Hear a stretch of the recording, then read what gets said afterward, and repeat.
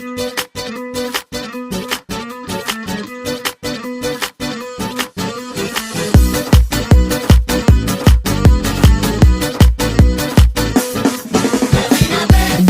că nu mă auzi mai tare, beat-ul ăsta că te ține în picioare, berea care nu se oprește să mai curgă, noaptea asta că e mult, mult prea scurtă.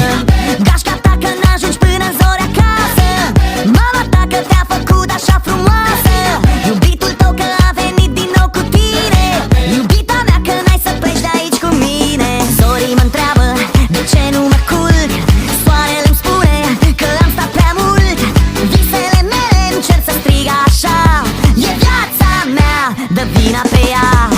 Zorii mă întreabă de ce nu mă culc, soarele-mi spune că am stat prea mult, visele mele încerc să strig așa, e viața mea, dă vina pe ea. Hey!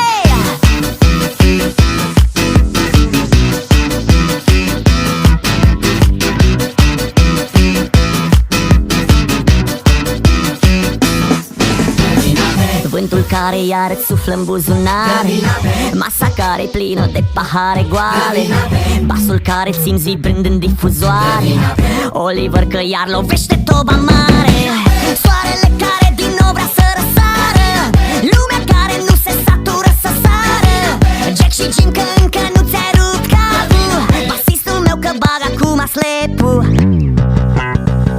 Zorii mă întreabă de ce nu mă culc, soarele-mi spune că am stat prea mult, visele mele încerc să strig așa, e viața mea, dă vina pe ea. Zorii mă întreabă de ce nu mă culc, soarele-mi spune că am stat prea mult, visele mele încerc să strig așa, e viața mea, dă vina pe ea. Hey!